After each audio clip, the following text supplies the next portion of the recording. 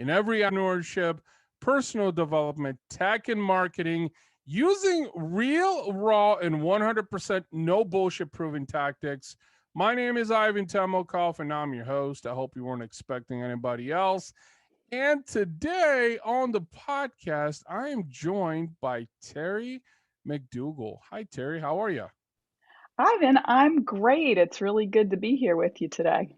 I'm excited. I'm excited to have you. And before we jump into a convo, telling us a little bit more about you, where you've been, what you've seen, I want to introduce you to the listeners and the viewers so they know a little bit about you. Terry McDougall is an executive and a career coach and CEO of Terry B. McDougall Coaching. She helps high achieving professionals remove obstacles that keep them stuck so they can enjoy more success and satisfaction in their lives and careers. Before becoming a coach, Terry was a long-time corporate marketing executive where she led teams develop strategies and advise senior leaders to drive business results. She is the author of Winning the Game of Work, Career Happiness and Success on Your Own Terms. And she's also the host of the Marketing Mambo podcast. Okay, so you've been in the marketing space for quite a while, which I didn't know. Yep. Yep. And so let's take a way back though before we get into what you're doing today, coaching, the corporate marketing. Let's take a way back. Tell us a little bit about your story, where you come from, where you've been, what you've seen. Well, I think one of the things that we were talking about before you hit record was the fact that when I was a kid, my family moved around more than 40 times by the time I Mm-hmm. was 11 years old.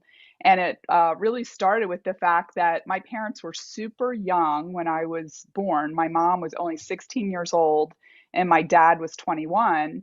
And he ended up getting a job with the telephone company, and he took a job that required him to move around. They were basically doing these large scale sort of construction jobs Mm-hmm. all across the southeast where they were burying the long on, telephone poles everywhere, and they started burying them. But he would work on these projects, and they might only last for a few weeks.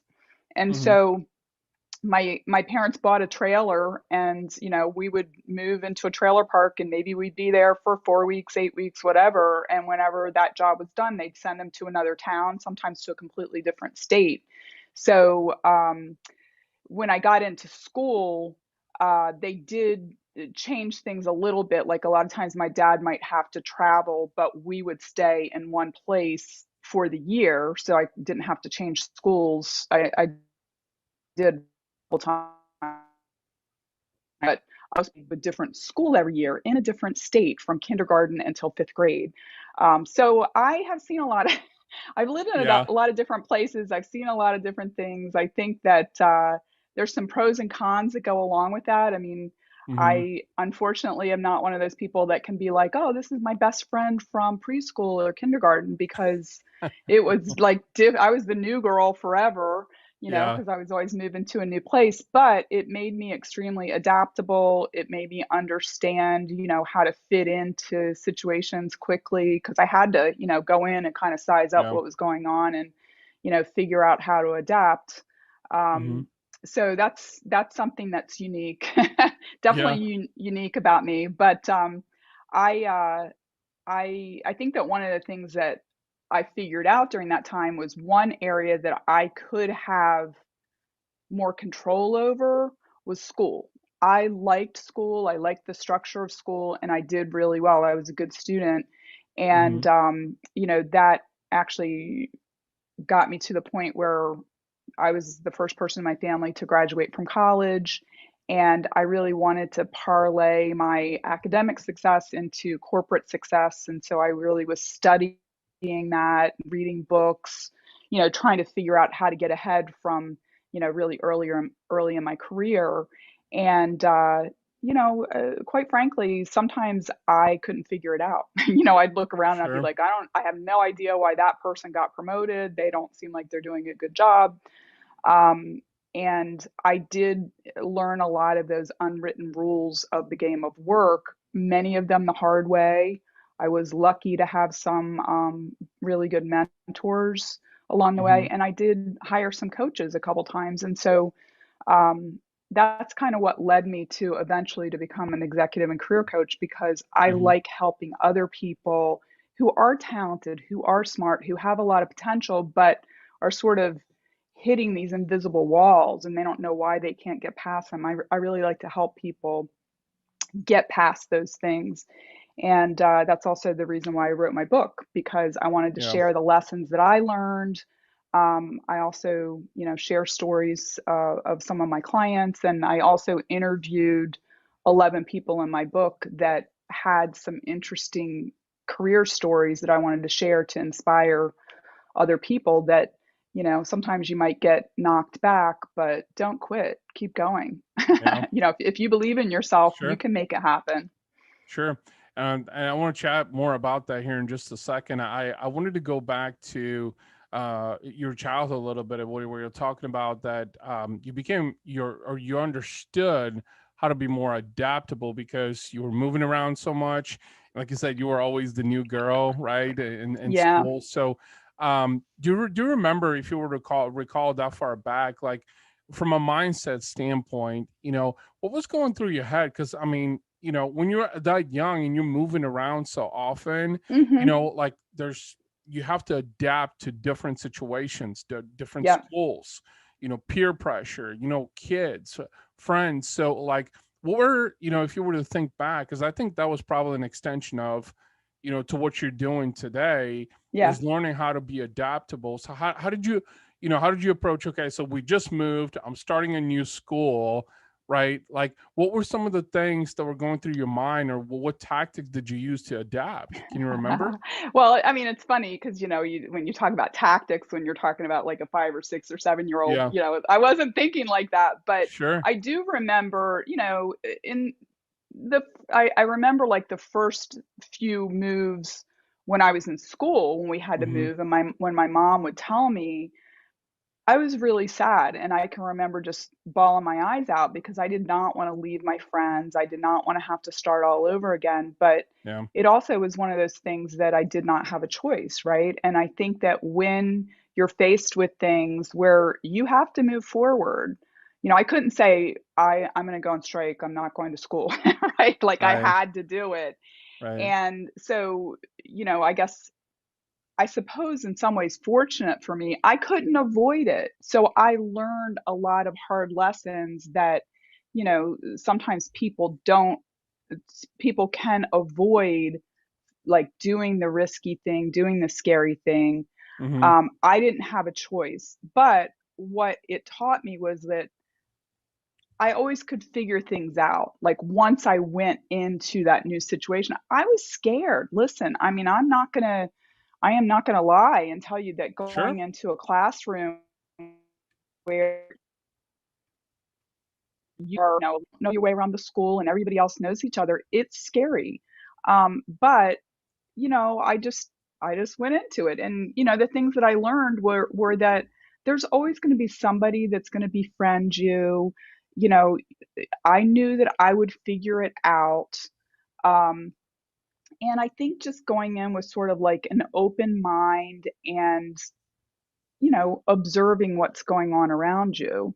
Yeah. These are things that have served me well throughout my whole life. And I also think that, people that are always in the same situation, they make assumptions that, things are the same everywhere, Yeah. right? Like they'll say, oh, well, this is the way it's done. And it's Sure. like, if you're 8 years old and you've been to four schools, in different states, in your lifetime, you can be like, no, that's not the way it's done everywhere. It Sure. just made me a lot more agile to be able to recognize patterns and to understand things, understand possibilities.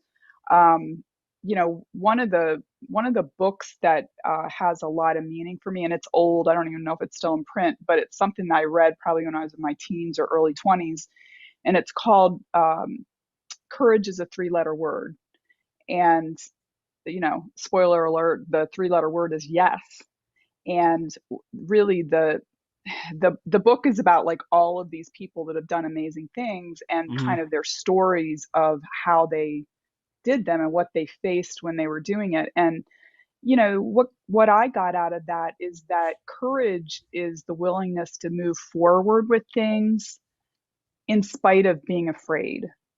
And that's how things get done, right? It's Yeah. just, I mean, like I was saying earlier, it wasn't that I wasn't scared, being like a new kid walking into the classroom, but um, I had to do it anyway. I didn't have a Yeah. choice, but I learned that lesson that, if I was willing, or I had to, but that I would figure things out, and then once you've faced a lot of things that you're afraid of or you've taken risk, you start to learn that Yeah. there are just ways to approach change in life that work again and again, and Yeah. even in my adult life, I suppose because I moved around so much as a kid that I've moved around, not a ton, but several times, Yeah. pretty big Yeah. moves from different regions of the country.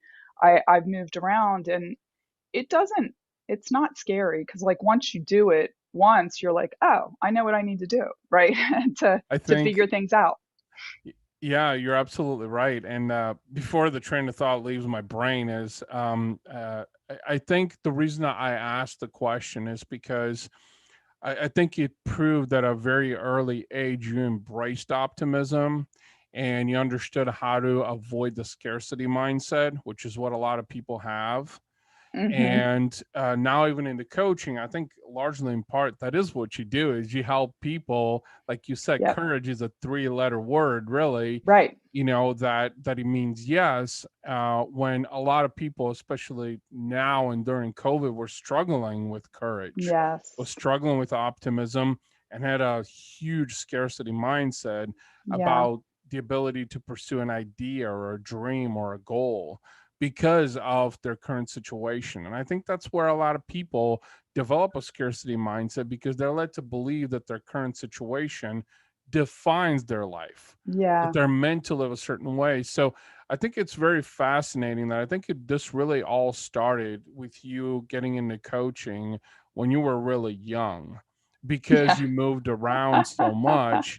It Yeah. taught you about optimism and how to be proactive and how to be adaptable and how to be, more agile, like you said, and not necessarily focus on your current status, and realizing that I will adapt, I will overcome this. Yes. So Yes. um I want to segue into kind of the corporate life and hear a little bit about that, and why did you even get into the corporate marketing side of things?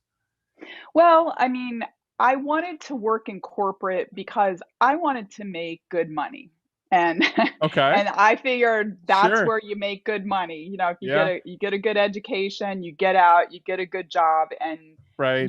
you make good money.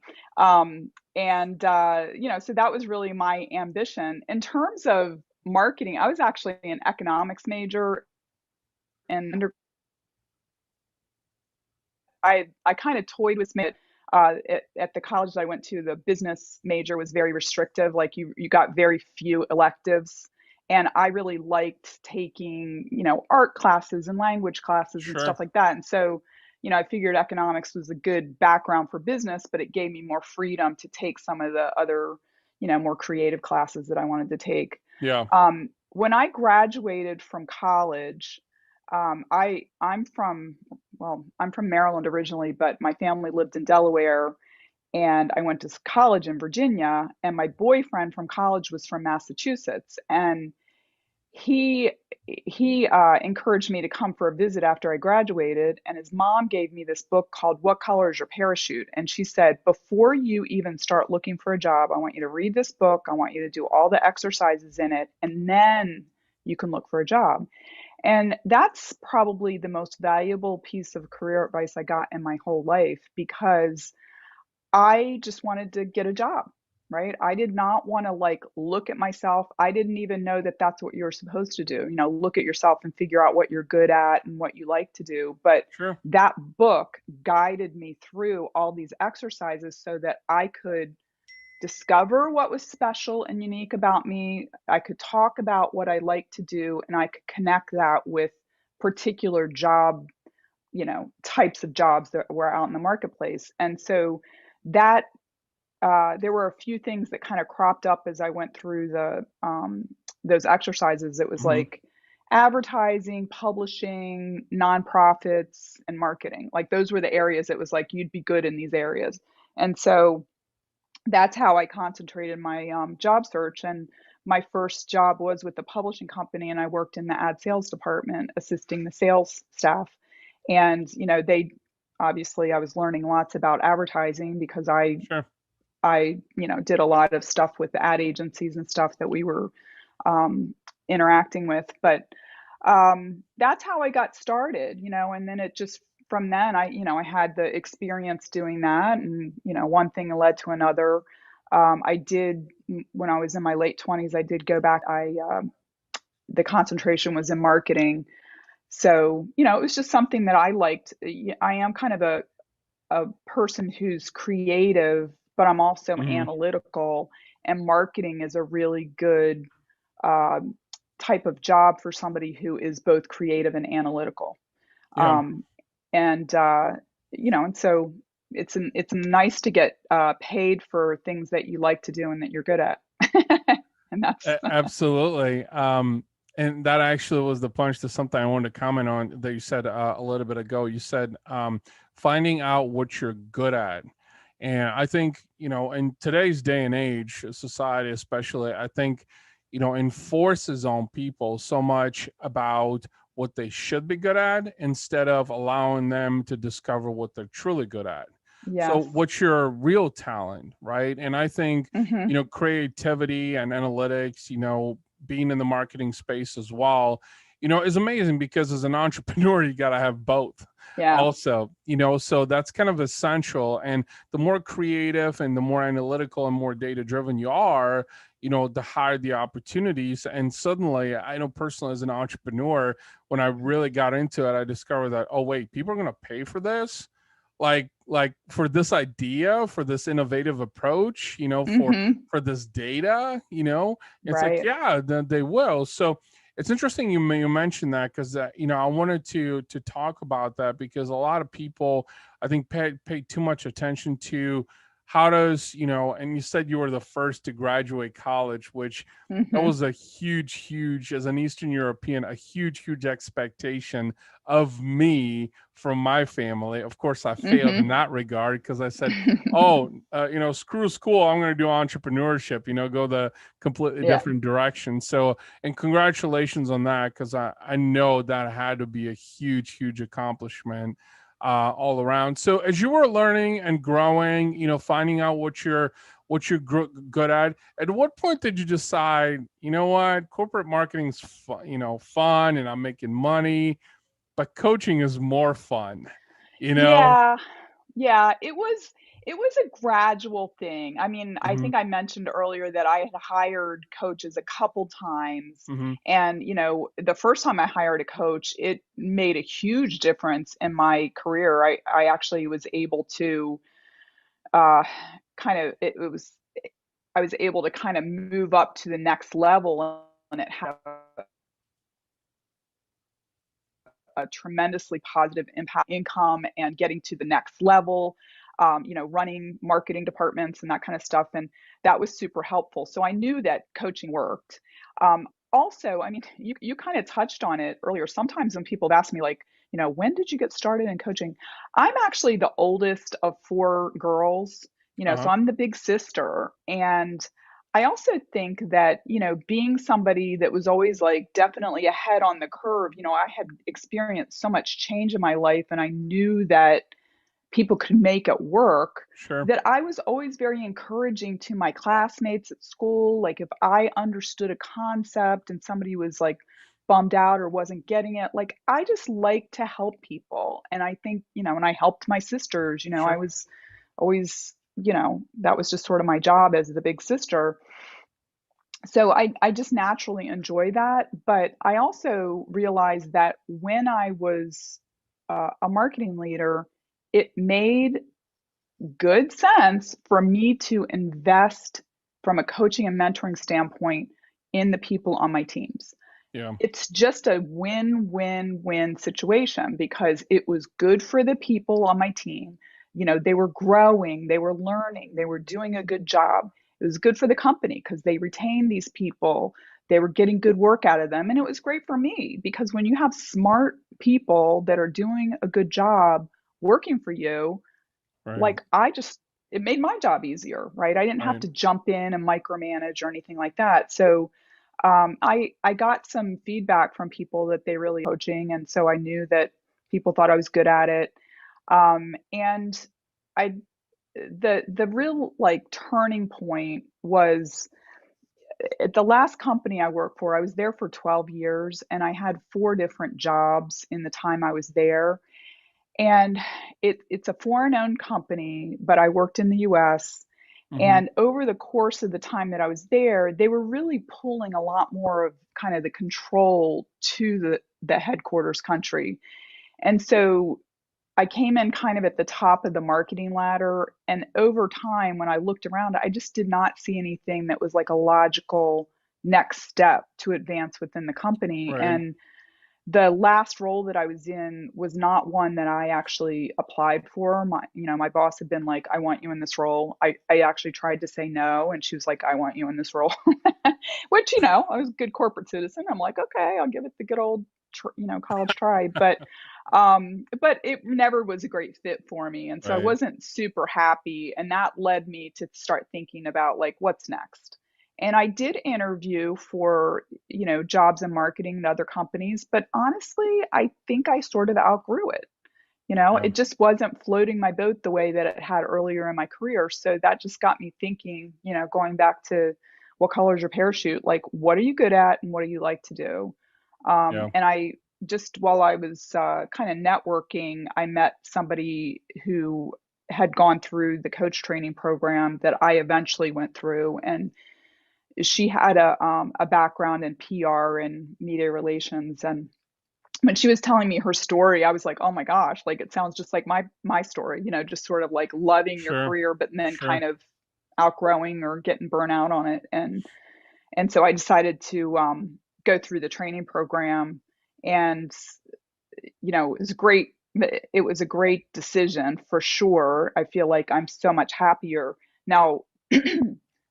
The decision to become a coach was relatively easy. The decision to become an entrepreneur, a full-time entrepreneur, that took a little bit longer.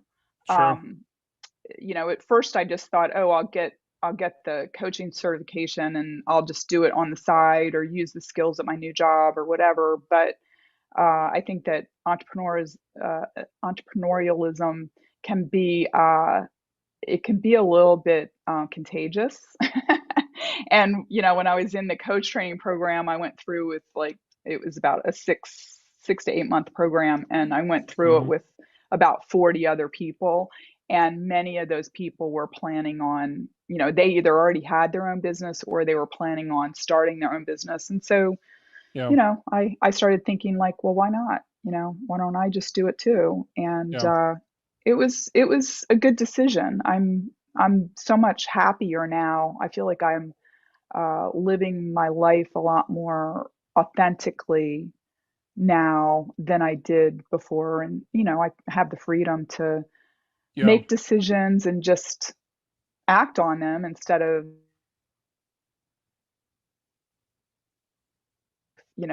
have those things for other people to give me the green light. Like that's what you have to Right. do in the corporate world. And, Right. a lot of times I just couldn't move as fast as I really wanted to move because it would be like, by the time Yeah. I got it through, like all the approvals, 8 months later, I'd be like, I don't even have the energy to execute on this plan that I came up with months ago. Sure. No, that's a really good point. I think one thing that you mentioned is just that I think as you were, climbing your corporate career and you had reached the top, you realized that, there's a lot more out there. And I think in part, like you said in the beginning, you said I got into corporate because I wanted to make good money, right? Well, I think that Hmm. was a part of a conditioning from the outside world being Yeah. told, right? Is get into corporate, Right. make good money. But then you Yep. got into it and you're like, you know what? Like this isn't as fun as I thought. Like there's more, like you said, you have always wanted to help people. So I think that's Hmm. where the coaching kind of took an extension even from your childhood, where you were talking about like, knowing how to be optimistic and agile and not embrace the Hmm. scarcity mindset. And now you just took it to a whole new level, Yep. right? And then you were like, the entrepreneurialism, like you said, yeah, it really is about maximizing your potential and really discovering yourself. And Yep. one of my favorite quotes is by Tony Robbins, which is, business is 90% psychology, 10% execution. Yeah. So you True. could be the shittiest executioner on the planet Earth, but if your psychology is spot on, I mean, that's in essence kind of what coaching and Yeah. consulting is really about. Is like people will pay Absolutely. buku dollars for stuff like that, which I wanted to talk a little bit about, what you're doing today, which is, helping high achieving people who are successful but not satisfied. And I want to get your take on this because I know personally I've met a lot of successful people. I know I've met people who make millions of dollars or invested into 18, 19, 20 different businesses. I mean, Hmm. they're eating caviar every day at five-star restaurants, Yeah. but they don't feel satisfied. Like money's Yeah. there, right? It's like paying your Right. Right. Right. bills, living in the big house, driving the expensive cars. Bank Sure. accounts got 7, 8, 9 figures maybe in it, right? Yeah. Life is good, but they don't feel satisfied. So Hmm. this is where I want to get your take on, is it about fulfillment? Is it about finding true fulfillment and happiness? Well, I think it is. And I actually, when we talk or when I talk about, Mm-hmm. successful but not satisfied, in some ways, I think that that phrase is like a trick, a trick phrase Question. because yeah, a trick question in a way. Are you successful but not satisfied? Because to Mm-hmm. me, you don't really have true success unless you are satisfied. You do not have to, and like, what is success if you're not happy, right? I Right. think that a lot of us, I'll say us because, I'm still Mm-hmm. recovering from this. Um, a lot of us will define success by the external trappings, right? Like, what kind of car Yeah. do you drive? Where do you go Yep. on vacation? What kind of clothes do you wear? You know, like what types of restaurants do you eat at? Like all of these external things. And you can be very successful and not even have a job. you know, um, Sure. to me, success is about like, what do you want your life to look like?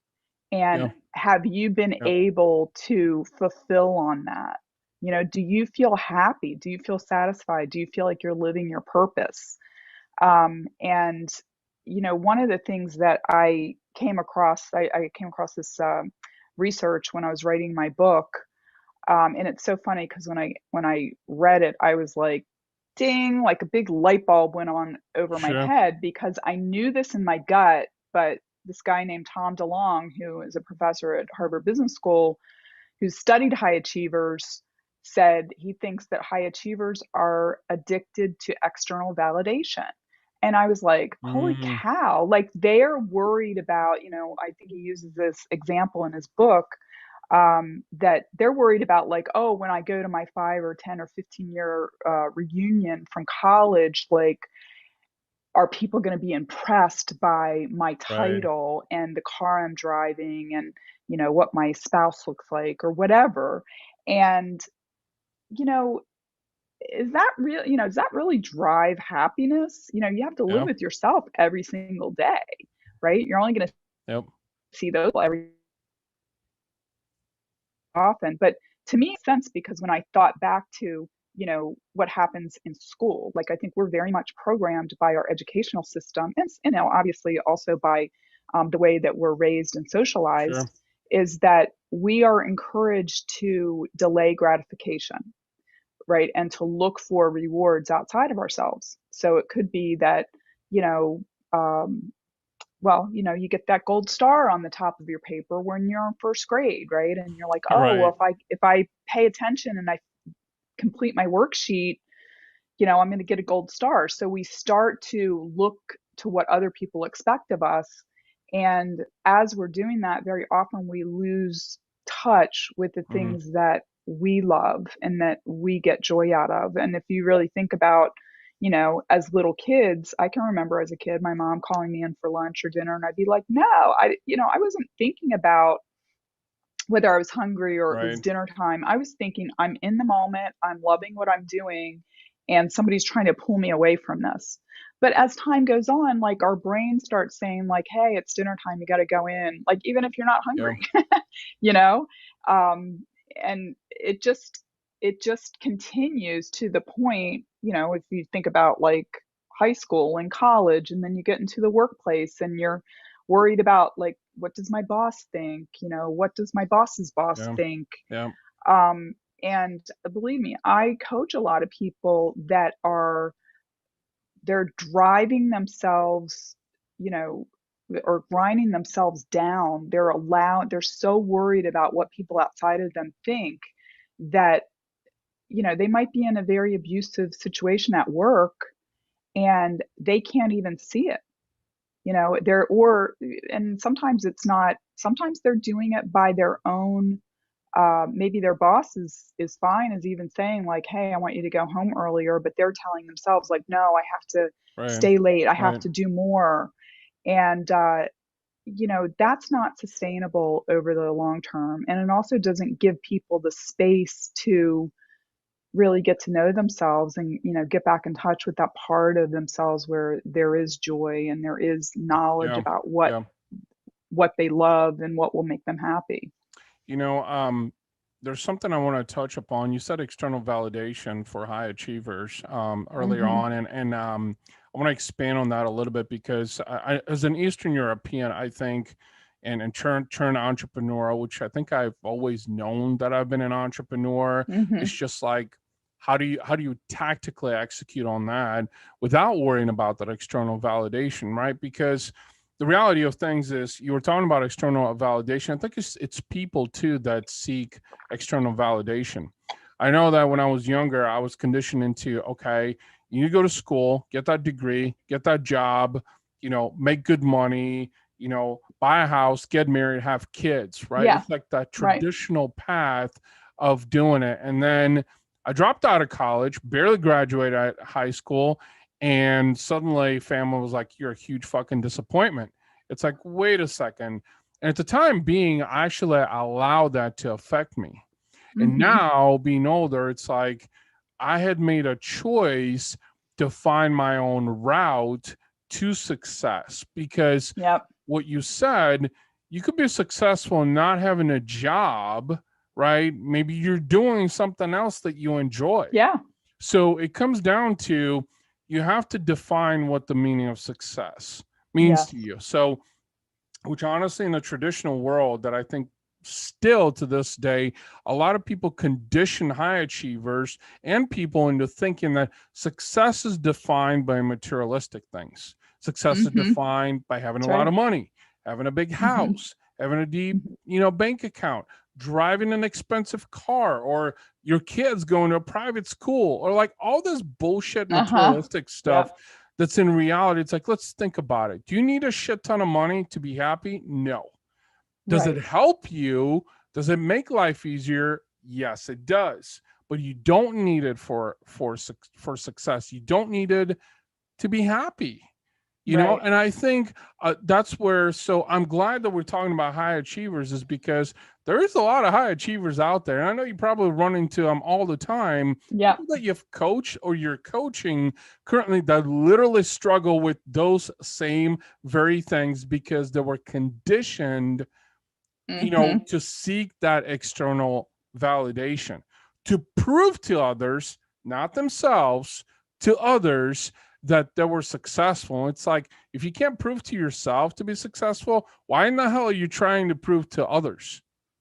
That just makes no sense. It's like you're living the Yeah, life of someone I else. I agree.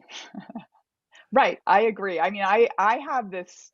belief and philosophy that, each of us was put here on earth for a reason, and that we each were sent here to earth with our own unique gifts and purpose. And I honestly believe that, when we can figure out what that is and that we can step fully Mm-hmm. into our purpose here, that's where we find happiness. Yeah. And, of course, we're humans and we want to be accepted and loved by others. And that's a lot of times what causes us to, step away or be fearful about stepping fully into our own purpose. And, I mean, I think that family and friends, they've got the best of intentions when they're trying to say to us, like, Right. you've got to finish college and you've got to go and get a job at this corporation, because that is a route that many people take to be successful. And when our families are trying to push us in that direction, they're trying to help us, right? But it's not necessarily helpful if that is at odds with our true purpose. Right. And I also think that, I believe me, I've worked with plenty of people that had to sort of get over the trauma of other people's judgment and criticism of them if they've chosen to take a different route. And, I kind of look at it like, because we're all here for a unique individual purpose, nobody actually has the right to judge us because they don't know what our purpose is, Right. right? And so if we can like just be satisfied that, and be curious, like I don't know exactly what my purpose is. I feel like what I'm doing right now is a Yeah. lot more aligned with my purpose on earth than, when I was working in marketing. Although I will say that one of the things that led me to coaching was that when I really stopped to say, what's satisfying for me about being a marketing director? Mm-hmm. And it was not the thing that, maybe you would think, which is like, oh, let me see if I can beat the control on our last advertising campaign or our last digital campaign.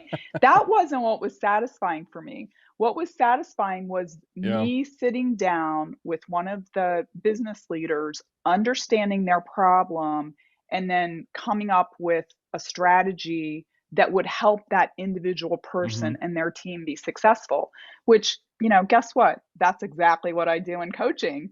I Yeah. sit down with individuals, I understand what their issues are. Yep. Together we work on a solution for them to reach their goals. Exactly the Sure. same. And so when I realized that, I was like, oh, okay, so maybe coaching's not that far away from what I've just been doing naturally my whole life. Right. I think so. There was something really important you mentioned is this really rediscovering that purpose.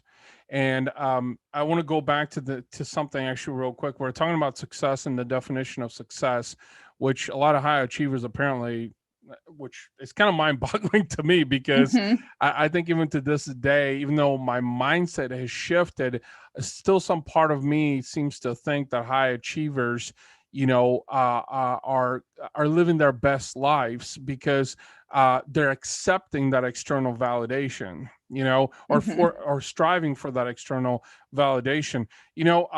I literally actually have gotten into a huge predicament with a family member over the our let's see, how should I say this, over our purview of success, our individual Hmm. purview of Hmm. success.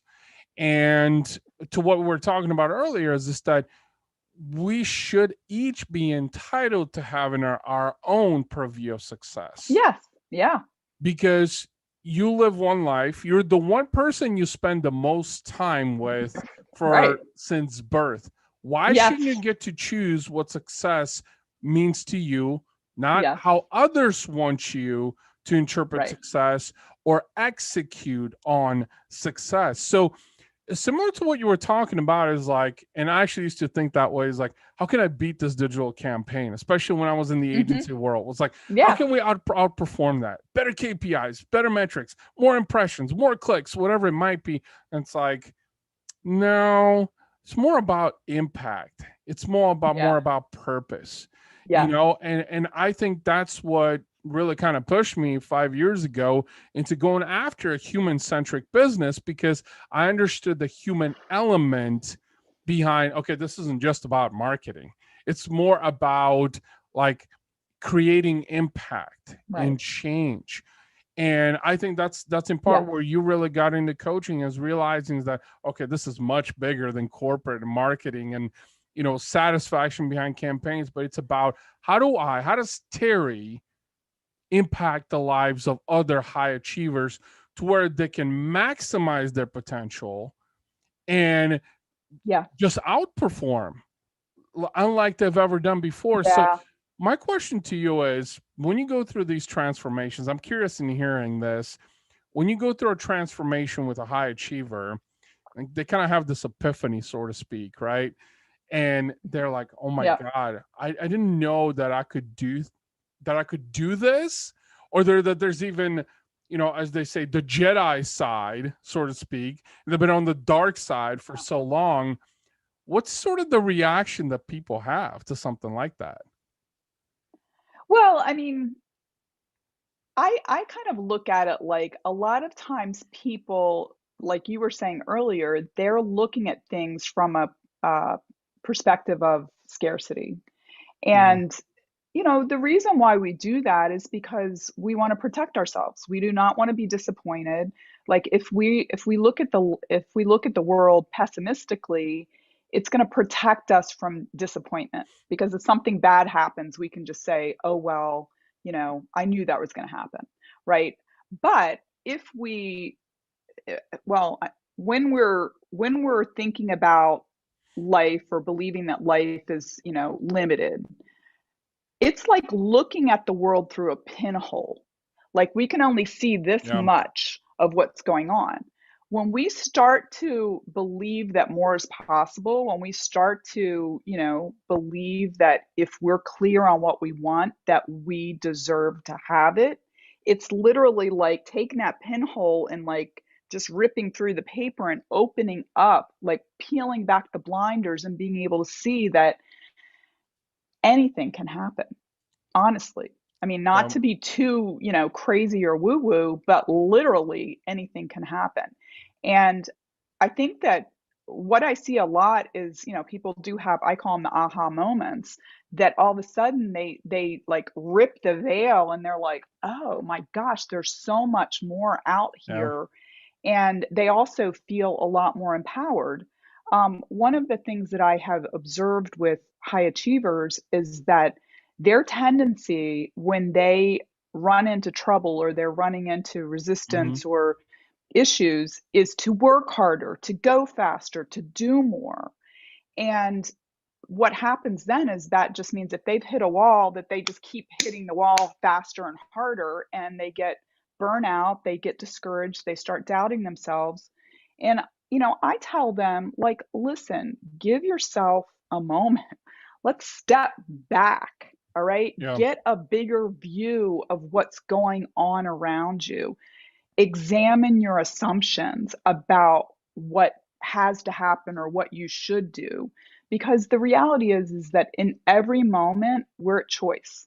Okay, Yeah. when we're saying things like, "Well, you should do this," that's in judgment, right? That's judging yourself. That's like buying into the conventional wisdom. And like nothing new or innovative happens when you buy into the conventional wisdom. And the world is changing Yeah. constantly. Things that worked great last year, I mean, actually, this last year and a half is a perfect example.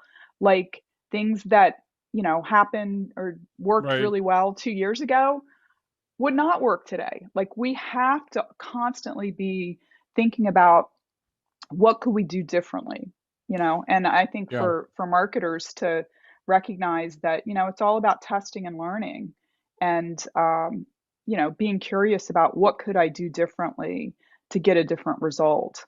Um, Yeah. so I think that a lot of people feel very, very empowered once they start to step back and they start to, you know, try new things. And all of a sudden they're like, wow, I didn't think that that was possible, but yet I've tried it and it works well and I feel better and I'm getting better results from it.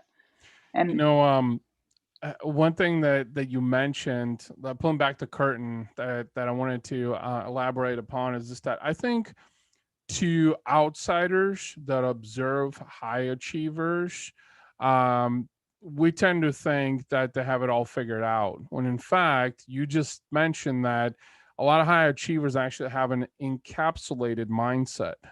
And actually, there's a lot more mental limitations than what most, I guess, average people, high earners, average people, right, tend to perceive from an outsider purview. Hmm. And and you mentioned something about from a marketing standpoint too, is just that yes, it is about testing and learning, but you also need to be constantly testing within yourself to maximize your potential. Be Hmm. daring, be disruptive, be Yes. explorational, Yeah. and you would think that, at least I know personally, used to look at like high achievers, early on, be like, well, what are they doing that I'm not? And Yeah. now you're saying, well, you know what? They seem to be quite a bit more limited than what most average people tend to see. Because that's exactly why you coach these high end Uh-huh. achievers, is because they kind of springboard, right, and they hit success, but then they start hitting all these walls, and it's like, all right, how do I go from 6 7 figures to 8 9, maybe 10 figures? Hmm. Like what do I need to do to remove, these barriers, to remove, these shackles that are holding me from going to these next levels. And Yeah. it's actually, I think, kind of rejuvenating, because personally, I know what it took to get to 6 figures. I think I know what it's Uh-huh. going to take to 7 figures. But Yep. okay, 8 9 figures, like, okay, that's Yep. maybe where I'm going to hit a wall. Because I think in part, when you climb that ladder, correct me if I'm wrong, but you do tend to develop a scarcity mindset because there's a lot more at stake. Yes, it's true. That very much is true. And what I say to people all the time is that what got you here is not going to get you there, right? Hmm. Because people tend to just keep doing the things that got them to where they are. And they get really frustrated because Yeah. it's not working to get them to the next level, right? And that's where I think that, working with a coach can help because Yeah. again, people have the blinders on and they're not aware of it. Like this view of the world has worked for them, but they really have to start peeling those blinders back even more to examine like what could I be doing differently to get a different result. You can't just, like we've heard that old saying that what's the definition of insanity? Just Yeah. doing the same thing over and over and expecting a different result. Like if you're not getting the results that you want, you need to do something different. But a lot of times it's hard to even fathom what that is. Yeah, absolutely. Terry, this has been a really deep conversation, and I've thoroughly enjoyed it. I know we didn't get to touch upon your book, but make sure that that get captioned also in the notes as well. But and I know we could probably keep going on and on, because Yeah. I'm a huge sucker for psychology. I feel like psychology is such an important element in anything Yes. you do, whether it's business, entrepreneurship, personal life, relationship. Psychology is such an essential component, and one that's actually very underestimated, believe it or not. Because think about it, if you were to get a degree in psychology, like, you'd be lucky if you made 50, 60K, right, coming out of Yeah. college, or even in the Yeah. next couple of years, when in fact psychology is such a powerful component of everything we do. But before we sign off, I want you to throw out some social handles, websites, links, anything you can think of, ways people that can reach out to you, Yeah. especially for coaching, if they want to connect with you. Yeah. So people can learn more about me and get in touch with me on my website, which is terrybmcdougall.com. I'm very active on LinkedIn, and my handle there is Terry B. McDougall. I do have an Instagram too, and it's I am Coach Terry with underscores in between each of the words there. Um, if people want to know more about my book, a lot of the things that we talked about today are in my book. And there's lots of exercises and kind of inspirational stories from Hmm. people I interviewed and myself. You can find that on Amazon, and the name of the book is Winning the Game of Work: Career Happiness and Career Happiness and Success on Your Own Terms. And then finally, I've got a podcast, Hmm. Marketing Mambo, and people can find that on all of the major directories and also at its website, marketingmambo.net. Okay. Okay. Awesome. Well, Terry, it has been an absolute pleasure having you on. And thank you for all the knowledge bombs that you dropped and the amazing